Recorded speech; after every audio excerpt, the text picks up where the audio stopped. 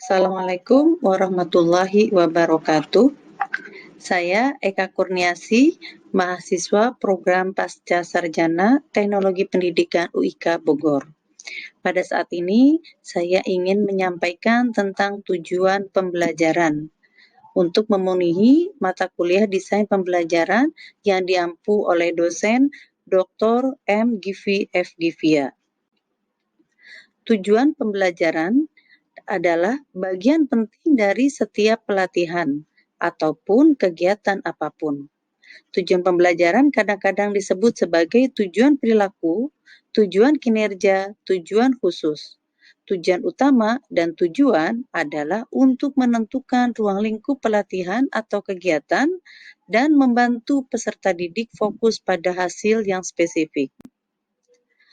Pada tujuan pembelajaran, kita harus selalu menulis untuk melakukan analisis kebutuhan. Perbedaan utama antara tujuan dan sasaran adalah bahwa tujuan memberikan informasi tentang tujuan kursus atau pelatihan, sedangkan sasaran adalah hasil pembelajaran dari kursus atau pelatihan yang dapat diukur. Tujuan pembelajaran menggambarkan pengetahuan, keterampilan, atau sikap yang harus ditunjukkan oleh peserta didik setelah menyelesaikan kursus atau pelatihan. Robert Mager adalah kontributor utama bidang desain instruksional dan tujuan secara umum.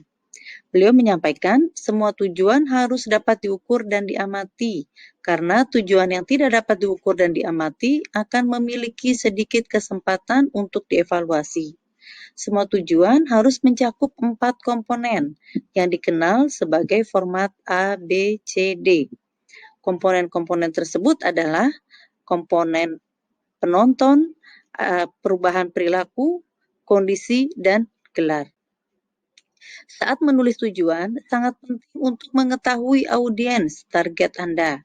Misalkan Anda akan membuat kursus tentang pengajaran bahasa Inggris sebagai bahasa kedua. Komponen audiens dari tujuannya adalah pelajar bahasa Inggris.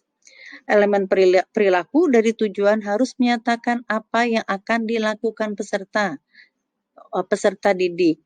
Penting untuk menggunakan kata kerja tindakan untuk mendeskripsikan perilaku. Kebanyakan pernyataan perilaku yang diucapkan harus mampu. Saat menulis pernyataan perilaku, cobalah untuk menghindari penggunaan kata kerja seperti tahu dan mengerti, karena kata kerja ini tidak dapat diukur atau diamati.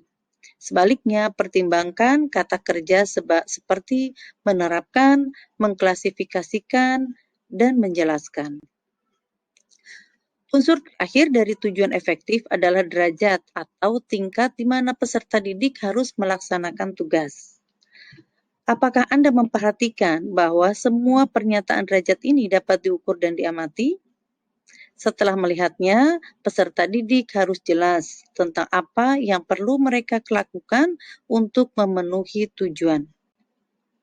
Berikutnya yaitu terminal dan tujuan pengaktifan. Setiap proses atau pelatihan yang dikembangkan harus mencakup tujuan terminal dan tujuan pendukung.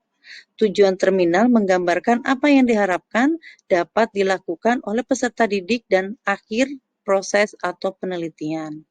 Mereka akan fokus pada hasil, bukan prosesnya.